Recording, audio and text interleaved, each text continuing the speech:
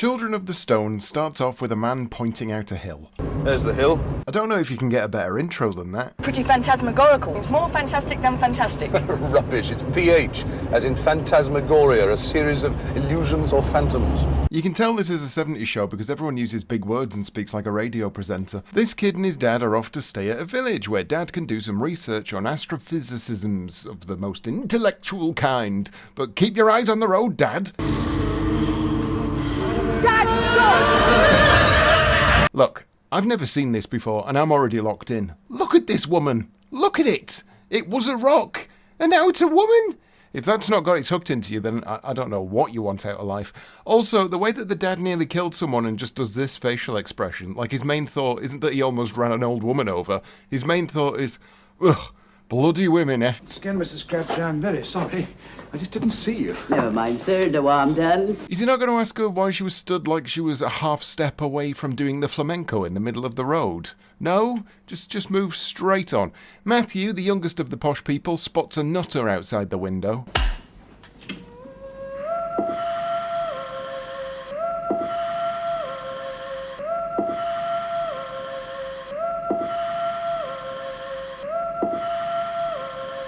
Dad? Yes, what is it?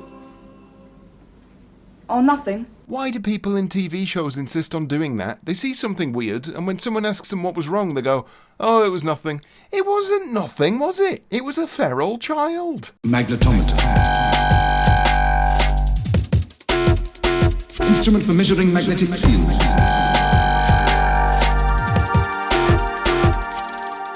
Magnetometer. Instrument for measuring magnetic fields. Stones, the standing stones. Each one a source of great magnetic power. Magnetometer. The stones? I never heard that. How do you know? That's my job. Well, I don't believe this is real science. This sounds like hocus pocus new age bullshit. Mrs. Crabtree's being all weird about it, though.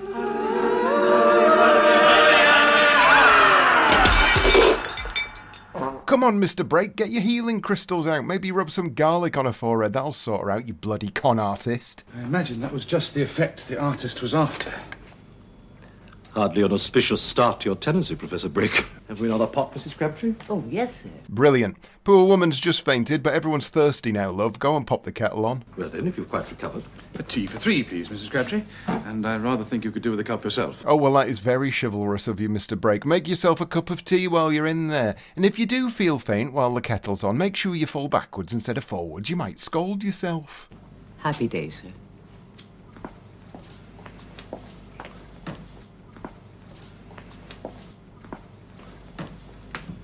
Now, what was all that about?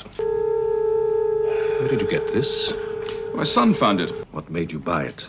I just knew I wanted it. Now I think it looks like the country round this village. What do you suppose it represents? Some ancient ceremony, perhaps? Well, there's an inscription. Quod non... Quod non est, similo, dissimiloque, quod est. It's always bloody Latin, innit? The spookiest of all the languages. Anyway, I don't trust this guy. Even his hairline's running away from him. I bet his closet's so full of skeletons, he's got closets inside those skeletons that are also full of skeletons. Outside, Matthew meets a child that doesn't know how to keep his mouth in a straight line, and they go off on a bike ride together while a rock-fondling nonce stares at them through a telescope. Not sure you really need a telescope from that distance, but whatever. Odd, that. Odd? Matthew coming across that picture. Perhaps the picture came across him. No, that's stupid. Pictures don't do that, idiot. Mr. Brake explains that his wife died 2 years ago and that his son, Matthew, will grow up to be a physicist just like he is. That's if Matthew doesn't get run over by a truck or something.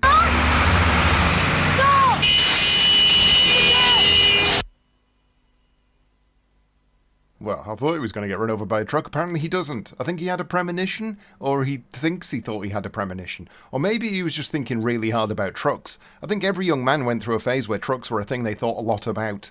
Inside a local shop, Matthew meets the crazy girl who was staring through his window. Why were you staring through our window? We need new people here. Why? We've got to stick together. Nice and cryptic, you fucking nutter. That's Sandra. Her mum looks after the museum. She's strange. Happy day, boys. Happy day, Mrs. Warner.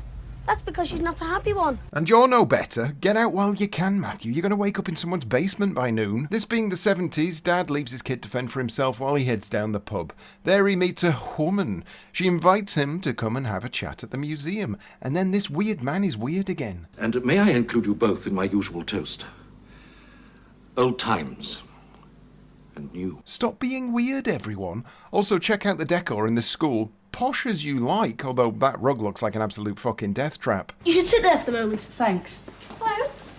Kevin! Oh, it was an absolute death trap. What you gonna do about that, then? Break your leg. Hey, go on. Yeah. Stop it! I had to find out if he was human. Of course he is. He only arrived yesterday. Good. One of us, then. What do you mean? Oh, spit it out, for Christ's sake. The teacher interrupts our revelations so that she can introduce Matthew to the class. She says his dad is an astrophysicist and asks if the class knows what that is. Study of matter and energy in relation to the stars, miss. Rubbish. God bless whichever kid just shouted rubbish. I like to think that wasn't part of the script and they were too lazy to edit it out. Anyway, this kid does some mental boring shit on a chalkboard. If this kid isn't the hero of the piece, I don't know who is. Over at the museum, it apparently has a display on every single thing on Earth apart from dogs. Bit weird to leave them out.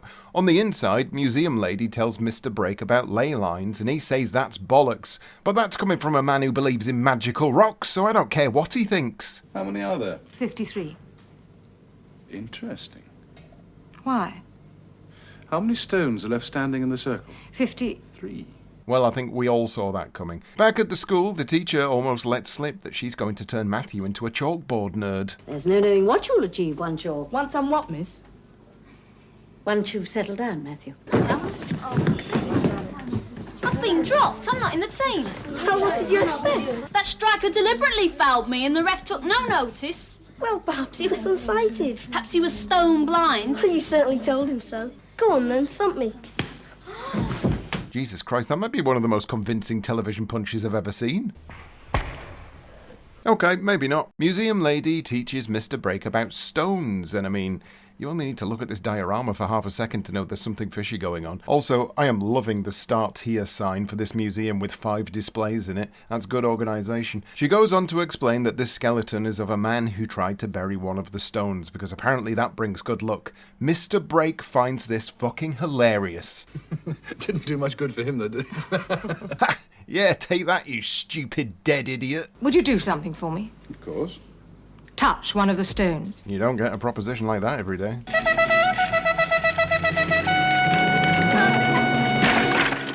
Bloody hell, this place is full of people who love jumping in front of moving vehicles. Also, again, very convincing bike crash. I get the feeling, this being the 70s, they were literally just injuring children for our entertainment. And the proof is in the pudding. It looks great. Solid work. Anyway, Mr. Brake touches the stone and has an orgasm. And then he turns into a Dark Souls ragdoll. This show is great. Next episode. Mr. Brake actually had a premonition of everyone screaming, just in case you were wondering. It's probably important. But most important is the madman who jumped out on young Matthew. You stupid old fool! Look at my jacket! Swear of it. Call me words. Get out of my way before I whack what's left of this bike round your straggy neck! Different then. What do you mean? Not mindless like the others. It was the telescope man, and he's very happy that Matthew is angry because that means he's not one of the local nutters who are all honked up on happy juice. Meanwhile, Mr. Brake is recovering and demands a big glass of scotch, which his new friend Julie gets for him, but not before necking one herself. Have one yourself. No, I don't like it. You lying bitch. I took you out to the circle and asked you to touch a stone. To see if you're the kind of man I think you are. Yes. What did that mean? She's looking for a husband, Mr. Brake, and her kink is stones. You're in. Your entire job is stone-based bullshit. And listen to this mumbo-jumbo. I read a fringe lunatic's book about the psychic force in standing stones. A force that only certain people perceptives, I think the writer called them, could feel. You're well into each other, although she might be a secret alcoholic, so maybe don't jump in with both feet. Mr. Brake can't think about doing the rudes just yet, though. He keeps having psychic premonitions, and that's just going to put him off his vinegar strokes.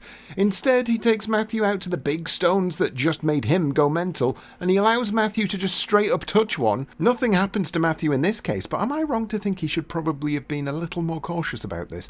Anyway, Mr. Brake is trying to use his magic magnetometer, but Matthew spots a rabbit in a snare, and then he goes off to rescue that rabbit instead of helping his dad, and then he draws a bicycle. He's definitely got ADHD, this lad. He puts the picture of the bicycle in the snare trap, and if you think you're confused, you've got an out on me.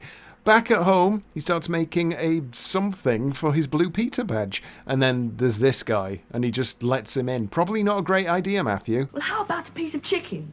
Tomatoes, bread and cheese, good cheddar and fruit. Matthew, he'll be like a pigeon. Don't feed him. He'll be back every hour for more cheese. Matthew asks if the madman is any good at surveying, which is a question you're asked every day, I guess. And I'm sure the answer is usually no, but this time it's yes. He asks why, and Matthew says he wants him to survey the stones. Don't meddle with the stones. You know, when literally everyone is paranoid about the big pile of stones, it's probably time to leave the stones alone and go home. There's so much to do before we leave. Leave. Yes. What do you mean? Leave the circle. Leave Milbury. Yes. Leave. Yes. Leave. Yes. Leave the circle. Yes. What do you mean? Yes. Never get away from the stones. Never get beyond their sight, boy. Never out of their grasp. Oh my god, they thought of everything. They can't even leave the stones alone and go home. They have to do stone investigations, otherwise they're trapped there forever. Brilliant. God, I love this show. Oh, Matt. Come and have a look at this. The whole circle seems to have a rock base. Rock base. Rock base.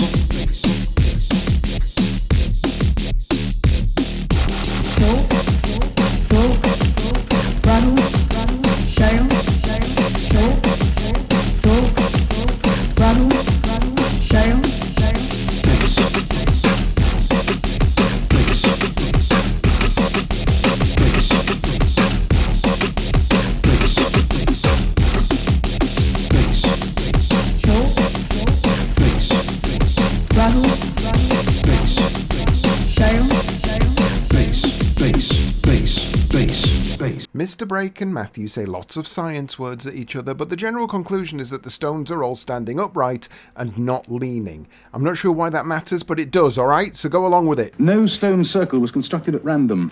All pointing in one precise direction, but upwards. Oh my god, it's aliens. Spoiler alert, it's probably aliens. Then it follows that the signals must come from a source directly above it. But almost like radio waves. Well, it is conceivable there's some obscure power source up there. That may be best left alone.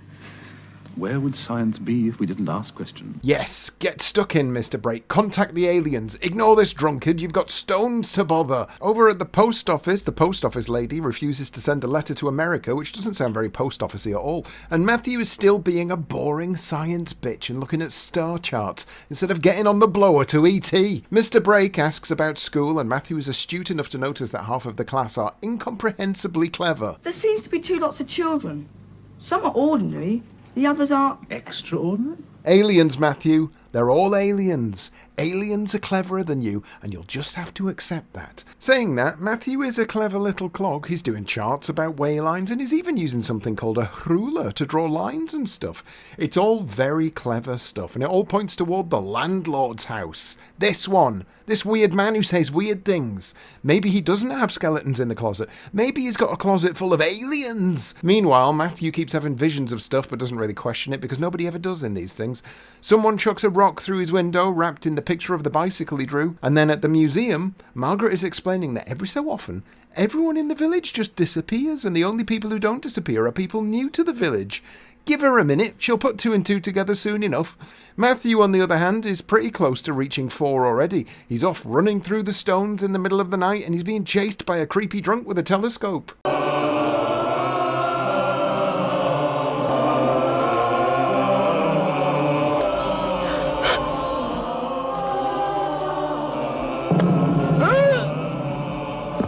Well, it's all kicking off, innit? We're only at the end of episode 2. Kids TV shouldn't be this exciting. I don't know what's happening. Episode 3, Matthew wakes up in the house of the weird guy with his dad, and he's got a big gash on his head. He doesn't remember what happened, but he does talk a lot about not remembering what happened. Shut up, Matthew, you don't remember what happened. Well, go on. I don't know. Yes, but go on, Matt. I don't remember. What then? You're no help. Stop asking him. He doesn't remember. He finds the bicycle picture amongst his bandages, and speaking of bicycle pictures... Yes? Look, if this is meant to be a good guy, he's not doing a very good job of presenting himself as a good guy. Boy, who is he? He's going to be all right. Was he the man that tied the handkerchief round your head? I don't know. Mrs. Crabtree, one invalid breakfast, please. Poor dear. How do you feel? Yeah, get her, Matthew. She's an alien and you know it. Mrs. Crabtree asked you how you felt. I don't remember. I'm not surprised. It's odd stuff, Stone. Which stone? The doorstep. That's where you fell, wasn't it? Was it? That wasn't very polite.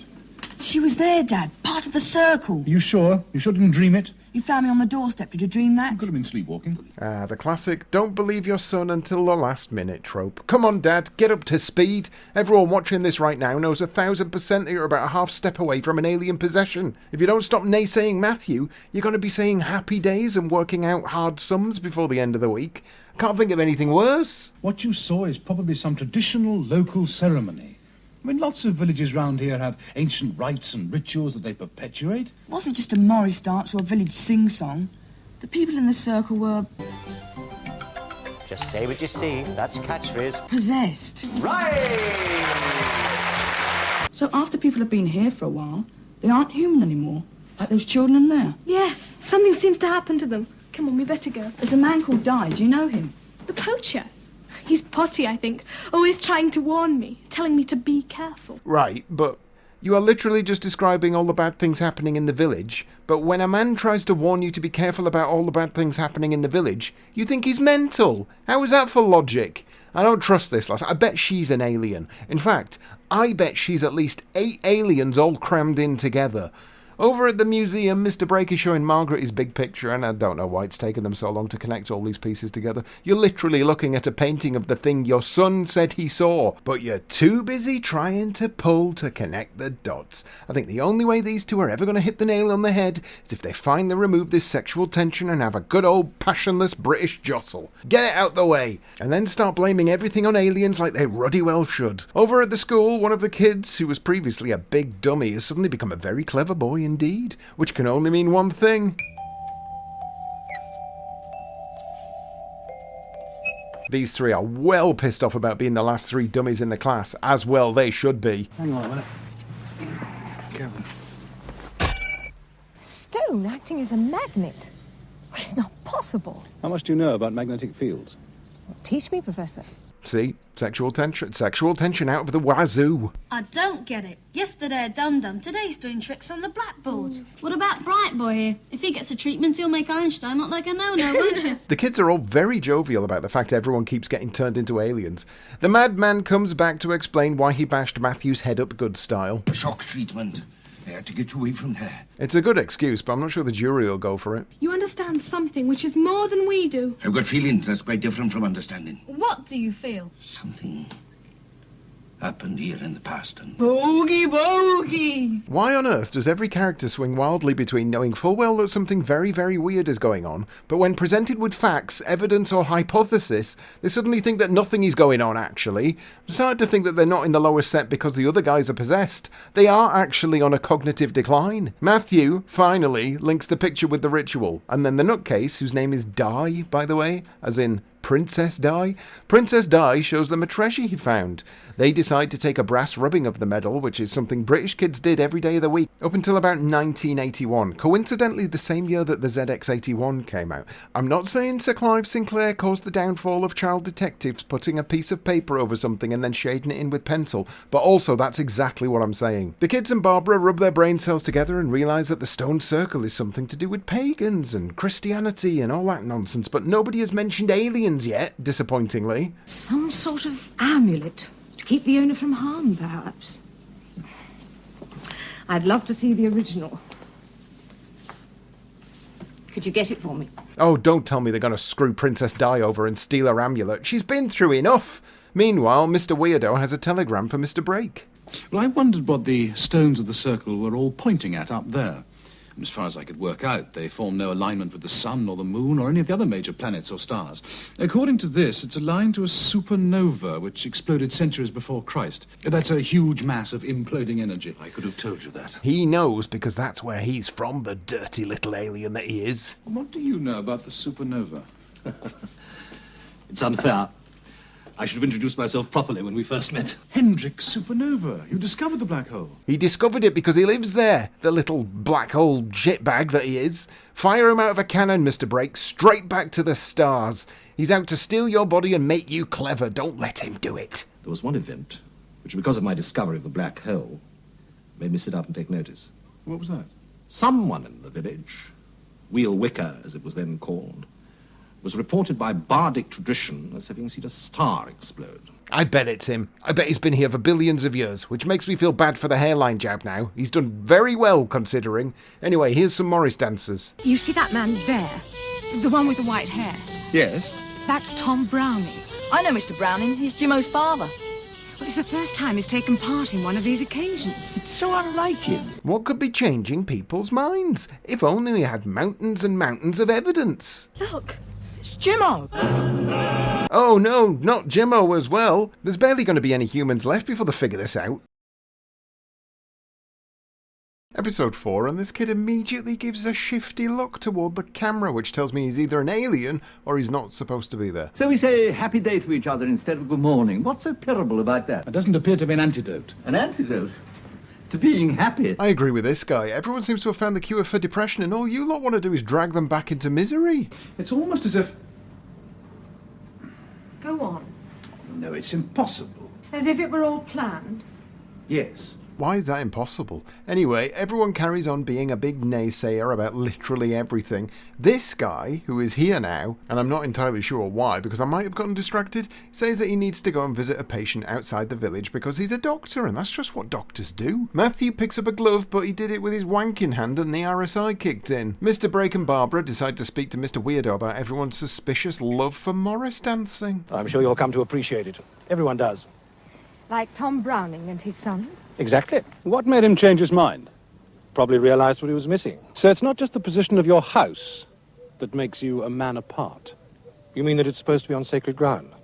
I mean the fact that it's surrounded by ley lines. Perhaps the original site was chosen because the ley lines form a sort of protective barrier. Against what? The same thing the ring of villages is supposed to protect it from. Evil. Interesting theory. Evil. Interesting theory. Evil. Interesting theory.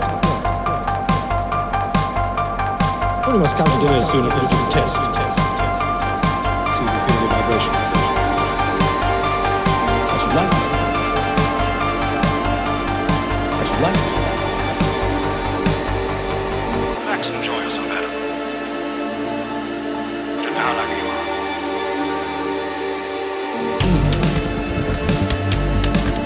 Interesting theory. Evil. Interesting theory. I do know how lucky I am. They're getting it on anytime soon, I promise you that. Meanwhile, Princess Di is lighting a fire in a cave, surrounded by booze. He's clearly got plans for the night, and those plans are better than your plans.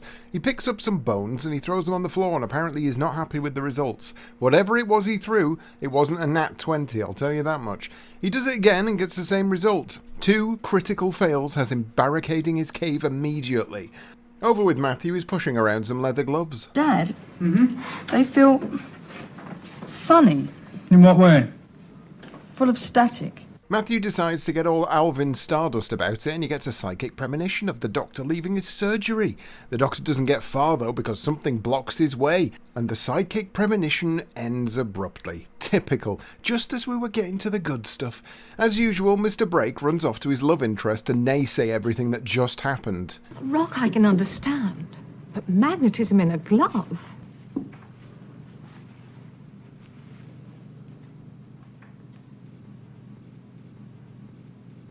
That does take some explaining. Over with Princess Di, he's absolutely terrified of something or other, probably aliens, or maybe this big dragon, or a big alien dragon, and then he hears this noise. If the big alien dragon makes that noise, I'm not sure we should be terrified of it. The children made a tracing of it. Have you seen the original? No, but after they left, I realised I'd seen one exactly like it. Well, these fragments were found by his body. Oh, for fuck's sake, come on, Barbara. How do you not piece this together until now? You've only got 5 bloody displays in your museum, and this is probably the main one. The kids run off to see Di in his spacious cave. Di doesn't trust this little fourth wall breaking bitch, though. He's one of us. I don't know what you mean. You would have known yesterday. What's so different about yesterday? Tell him! Give us the amulet, Di. Give it to me. Wait, what happened to him? When? What's going on? I can only presume something has happened off camera, because it certainly hasn't happened on camera. Anyway, Di's amulet breaks and he runs off. Over in the museum, though, the doctor has turned up again. What happened to you last night? You know what happened to me last night. Do I? Did you go and see your patient 30-odd miles away? Yes. He's an alien! Get him! Well, I'm sorry to disappoint you. Well, I'm rather relieved, really. I'm not sure that I could cope with a psychometric son. Bit awkward having him know what you were up to every minute of the night and day. See, even the doctor can sense the sexual chemistry between these two. Randy little buggers. Happy day to you.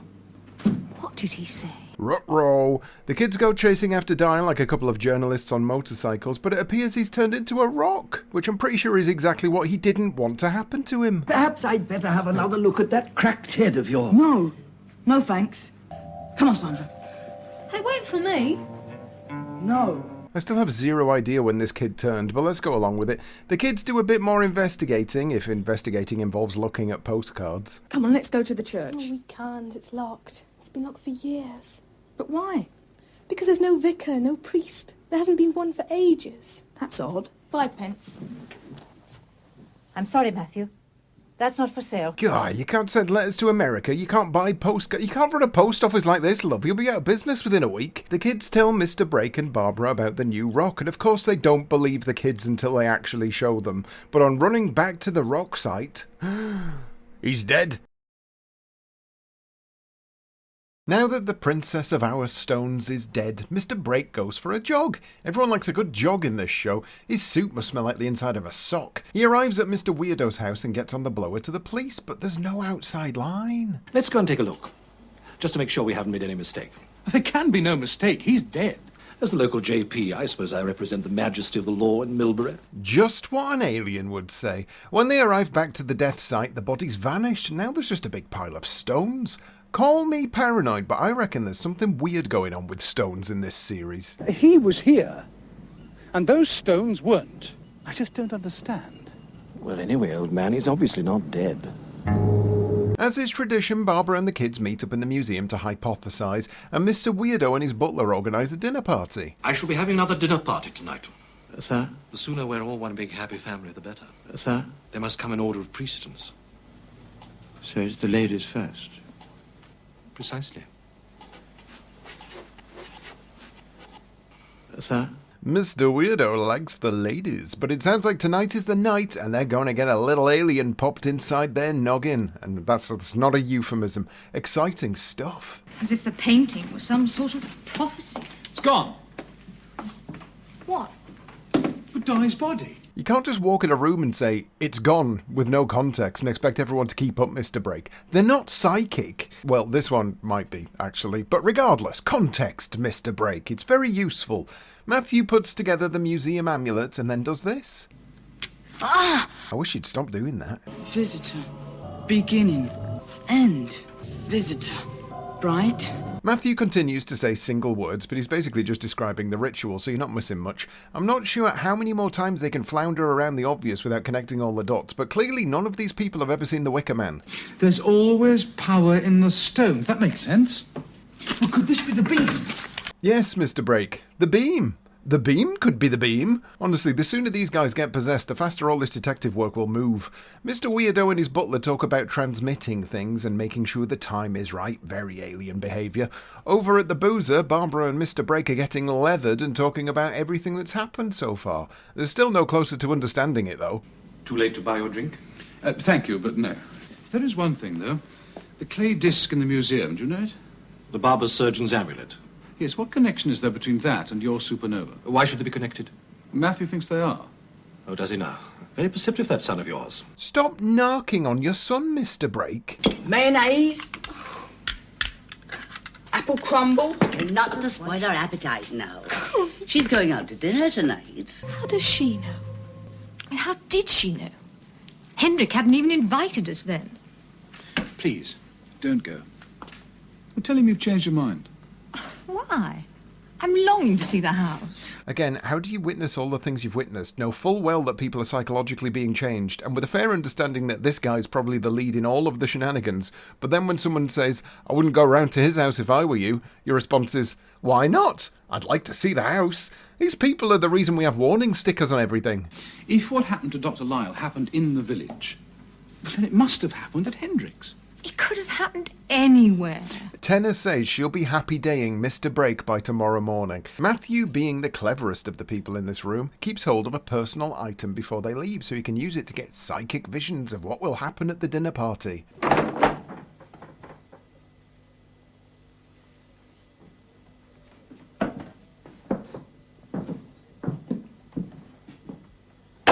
Wow, what a warm welcome. It's a digital clock. Electronic. But what do you need it for? Telling the fucking time, dummy. It's just that I need absolute accuracy. Why? For my work. I still dabble, you know. Oh, really?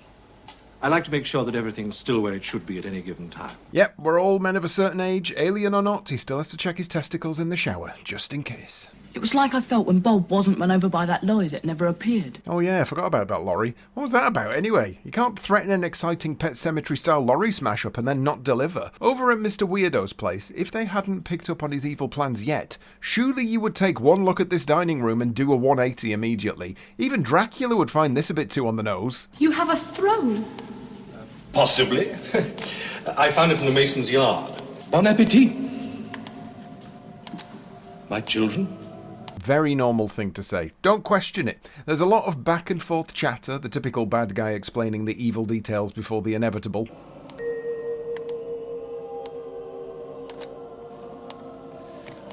Anger of fire, fire of speech, breath of knowledge, render us free. Return to us the innocence that once we knew. Complete the circle.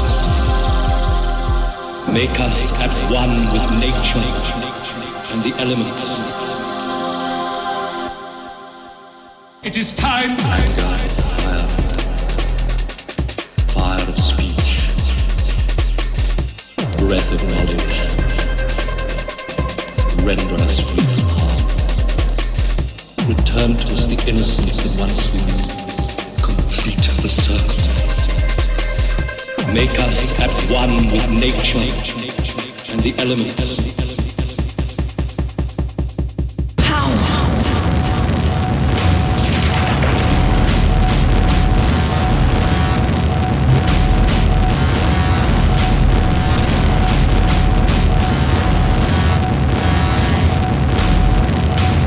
It is time.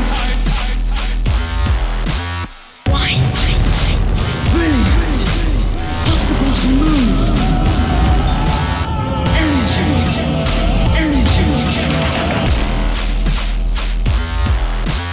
Force. Sucking. Change. Changing. Force. Sucking. Change. Changing. Well, that's those two fucked. Now that you have given, now that you are only good, now you can be happy. Go now and take your place. Go now and give your thanks. I'm on his side. He might be a big weirdo about it, but he's got a heart of gold, really. And what a lovely community they've fostered. Big sing-songs, lots of Morris dancing, a post office that doesn't bother doing anything with the post. This place has gone from strength to strength since he came along, and Mr. Brake and his son are just trying to ruin it all. The two of them listen back to the tape recording of Matthew's psychic vision, but they're interrupted by brand new Barbara. How was dinner at the big house? Oh, I didn't go. You didn't go? I had a couple of boiled eggs instead. What a weirdly specific excuse. So you really didn't go? Don't you believe me? Yes, of course. Which leaves me with egg on my face. And sorry about all that, Dad. Good night. Are you too simple? Jesus Christ. I'm glad you didn't go. Really. Or actually, maybe Matthew isn't simple. Maybe it's just Mr. Brake. Honestly, if it wasn't for Matthew, I don't think anyone would have figured anything out. He plays Barbara the tape of Matthew's premonition, and she faints. Margaret? I'm all right. I'm perfectly happy. Now he gets it. Keep up, Mr. Brake. They decide it's time to pack up their shit and get out of Dodge. Matthew needs to head off and get his painting, though, and on the way to the museum he spots Sandra. You can pick up the painting on the way home from school. I'm taking the day off to help Dad. Is your mother in? I'll get it now. No, she's out. Sandra? Goodbye. Not goodbye, Matt. We'll see you soon. She's gone, Matthew. She's somewhere in the cosmos. Barbara, meanwhile, turns up at Mr. Brake's place with the painting, and she's being all happy about it. And Matthew breaks into the church on a hunch.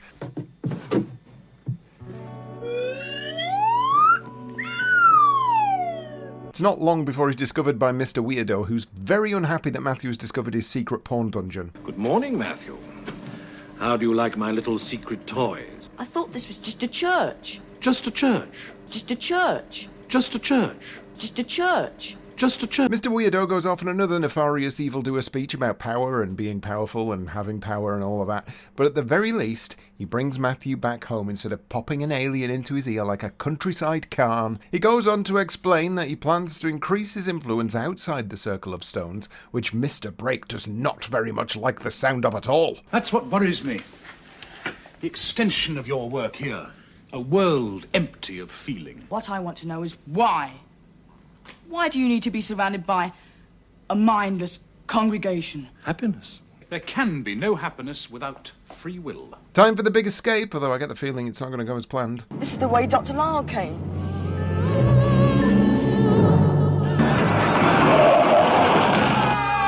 It didn't go as planned. They got stone blocked, just like everyone else, which means there's only one way out of this: a bazooka. Unfortunately, I don't think they've got a bazooka handy, so I literally have no idea how they're going to get out of this.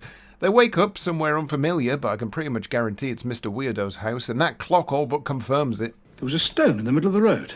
Like a stone? But it was human.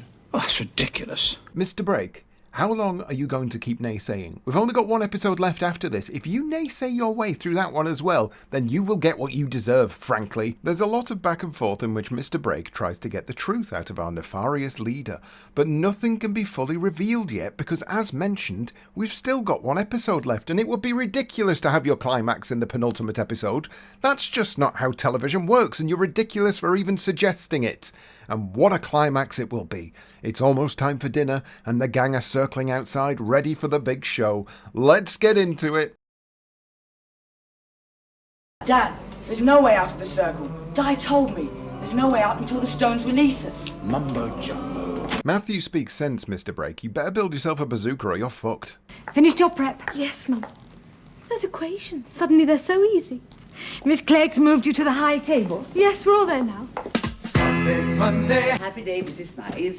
Sunday, Monday. Happy day, Mrs. Crabtree. Matthew and Mr. Brake spend a good chunk of time just going over everything they know to try and work out what's going on and how to make it ungoing on. They conclude that Hendrix's supernova was the start of all of this, and it's been happening over and over for thousands of years. They then spend ages talking about religion and atomic clocks, and eventually come to the conclusion that they need to fuck about with the clock so that Mr. Weirdo mistimes the ritual.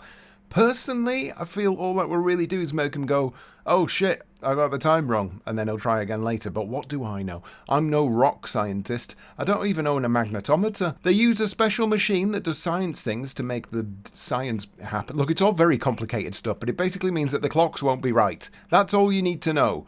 In the meantime, Matthew has another hypothesis. Cool. course, it's the other way up. What are you on about? The circle is a transmitter. Well, transmitting what? Evil? Or Hendrik's concept of evil? Okay, well, you spent 6 episodes naysaying everything, and now you're just yay-saying everything without a second thought. Aren't you going to say what an extraordinary room? Most people do. Splendid. But it's exactly the sort of thing I would have expected a man of your conceit to have chosen. Ha! Burn. Another village ceremony? Don't you think you're overdoing them a bit? Purging the community of sin. The task of a priest. I love the way Mr. Brake seems almost bored of this now. All this weird and incredible shit going on, and his reaction is basically just, yeah, whatever. The time comes around, the ceiling opens up, but nothing happens because they did the clock trick. They pretend to be changed for the sake of the ruse, and Matthew, stop winking, you might see that. You don't need to wink, we get it. They join the circle, but instead of constantly singing, everyone gasps instead. It looks like, somehow, the impurity of Matthew and Mr. Brake has returned everyone to normal, and Mr. Weirdo gets turned into Gandalf by the supernova. To top it off, everyone starts turning into rocks. Not even Sandra and Barbara are saved from the rockening. It's absolute ruddy chaos, and it's great. Matthew and Mr. Brake leg it toward Princess Di's cave and collapse in a heap. It's been a long day of not being turned into a rock or an alien or a polite person, and they're both very tired. Unfortunately, their sleep is interrupted by a big knife. What are you up to, boy? Oh, he's back. He's back and he's sharpening knives on a big sharpening machine. And he's got a snazzy little neckerchief to boot. Di may have died, but he's come back a much fancier man. And he also doesn't seem to want these two sticking around, so he kicks them out. Over at the museum, it seems that everyone is back. What happened? Good question. It's a long story. Bad answer. What the hell has happened? Bye. Sandra'd be furious she's missed you. According to her, you're the best in the class. The others must be very backward. Bit harsh, Mr. Brake. Your son's right there. They get back in the car and drive off, and they just leave without any incident at all. Did it happen? Or didn't it? I don't know, Matt. No, it definitely happened. Time. Perhaps that's circular too. You mean it might all happen again one day? It may already be happening to the people inside the time trap. Ah, good old time-based nonsense. It's The Shining all over again, and Mr. Weirdo is the Overlook Hotel's very own madman. Perfect. No notes. Absolutely brimming with brilliant. And as we leave the Children of the Stones, everything starts all over again, locked in a bubble of time that's forever repeating. What could be more existentially terrifying than that? Children of the Stones is pretty much a perfect children's show. Well acted, doesn't speak down to the kids watching it, probably scares the ever-loving shit out of them, and ultimately, it tells a satisfying story from start to finish. If everything could be this good, we'd all be happy ones, I tell you that much. Happy day, dear viewers. Happy day indeed.